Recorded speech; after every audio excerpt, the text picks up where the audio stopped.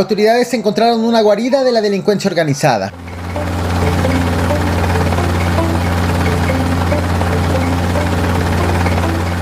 En las últimas horas, las autoridades comenzaron a informar de golpes a cárteles en Tamaulipas, incluso contra un exgobernador ligado con la delincuencia organizada. Pero voy por partes.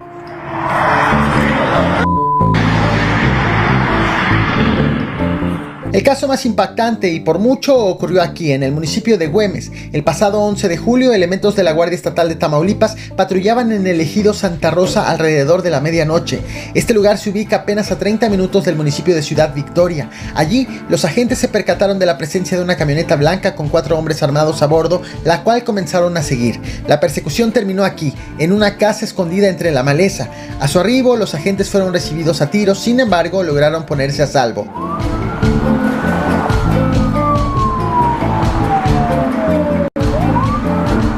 El reporte de las autoridades no detalla cómo ocurrió ese enfrentamiento, pero sí informa que al entrar al domicilio encontraron los cadáveres de 6 hombres. A juzgar por las fotografías difundidas del lugar, al menos una víctima estaba en ropa interior. Al interior del domicilio, las autoridades también encontraron equipo táctico y una camioneta. Sin embargo, los delincuentes lograron darse a la fuga.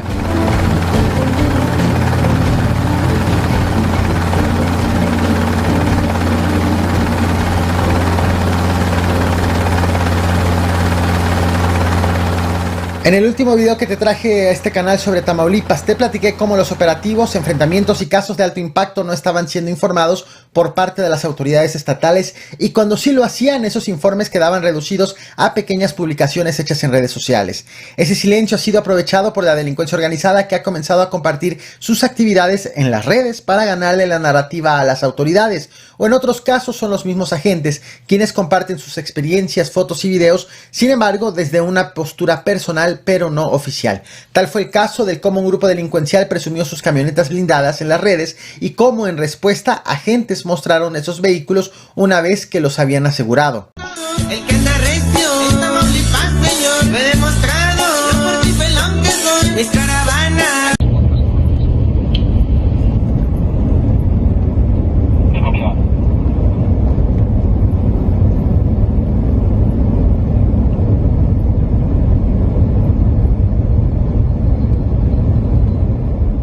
Finalmente, ya que en las redes sociales abundaron estas publicaciones, la 8ª Zona Militar de la Secretaría de la Defensa Militar informó del decomiso de 17 vehículos, algunos con blindaje artesanal, en los límites de Nuevo León y Tamaulipas. En las puertas y carrocerías de algunos vehículos se encontraron estampados que identificaban al grupo criminal como Metro 38, junto a una figura de un toro que es un símbolo asociado con un mando operativo de los metros. Detalló que durante el operativo encontraron 25 armas, 319 cargadores y 4.046 cartuchos útiles dentro de los vehículos. Esta zona es conocida por los frecuentes enfrentamientos entre grupos delictivos, protagonizados principalmente por el grupo Metros y sus aliados Z Vieja Escuela. Según las autoridades, el lugar donde fueron encontrados los vehículos parecía ser un punto de descanso de un grupo criminal.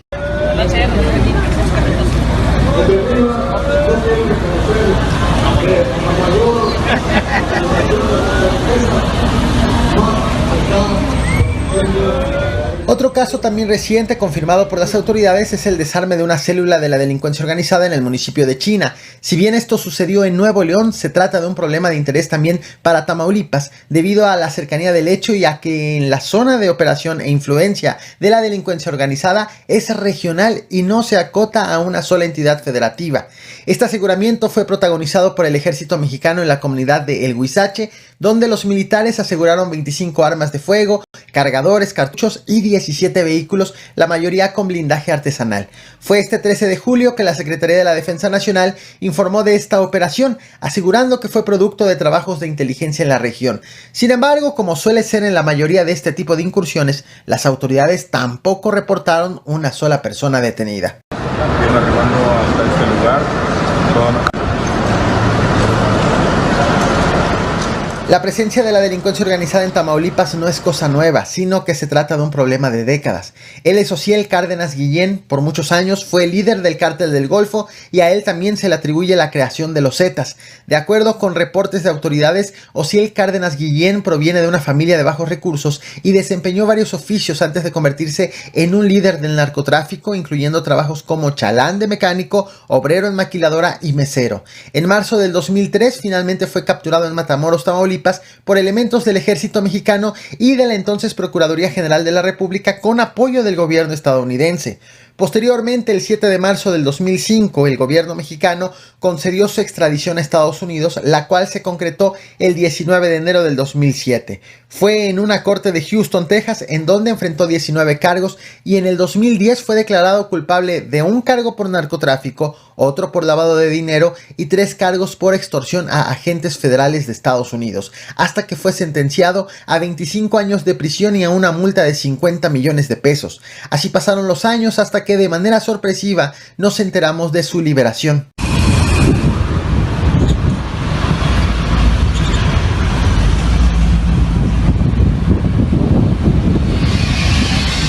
De acuerdo con registros de la Agencia Federal de Prisiones, las autoridades estadounidenses adelantaron la liberación de Osiel Cárdenas Guillén por casi 2 meses y lo liberaron el 1 de julio de este 2024.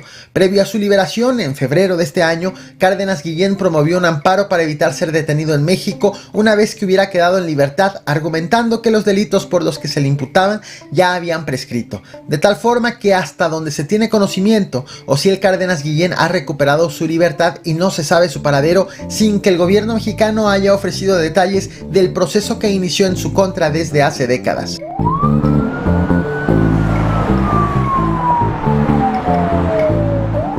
Otro caso ha provocado un escándalo en las últimas horas.